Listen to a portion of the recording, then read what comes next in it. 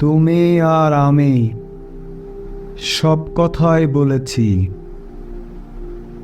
কিন্তু যে পথ ধরে আমাদের যেতে হবে, কথা তো সে পথের কোনো সমাধান নয়। কৃপা ছাড়া প্রস্তুতির কোনো তাড়া নেই। আমার যাবতীয় দোষ রেখেছি সঙ্গোপনে। কেউ এটাকেও প্রস্তুতি বলতে পারে।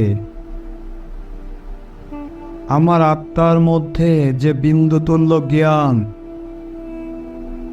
তাকে হারিয়ে যেতে দাও তোমার সমুদ্রে,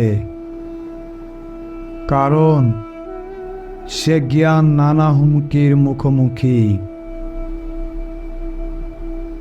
আমাদের প্রত্যেকের মধ্যেই অব্যাহত শরতের উপস্থিতি। আমাদের পাতা ঝরে এবং পানির ওপর দিয়ে উড়ে যায়। একটি কাক ন্যাড়া ডালে বসে ফেলে আসা দিনের কথা বলে,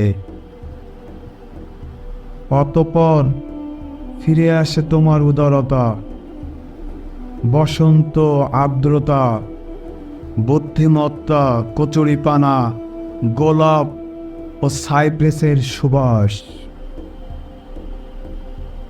ফিরে এসেছেন ইউসুফ। ইউসুফের সজীবতা যদি নিজের মধ্যে অনুভব না করো, তাহলে তুমি ইয়াকুব হয়ে যাও, কাঁদো এবং এরপর হাসো। যে জ্ঞানের অভিজ্ঞতা তোমার নেই, তা জানার ভান করো না। অনিবার্য একটি মৃত্যু আছে, কিন্তু এরপরও নিঃশ্বাস নেন ঈশা। খাস কাটা পাথরে কদাচিৎ কিছু জন্মায়। তুমি মাটি হয়ে যাও, নড়ে চড়ে ওঠো। তাহলে তুমি যেখানে আসো, সেখানে বুনো ফুল ফুটবে। বহু বছর তুমি পাথর হয়েছিলে, এখন ভিন্ন কিছু চেষ্টা করো, আত্মসমর্পণ করো।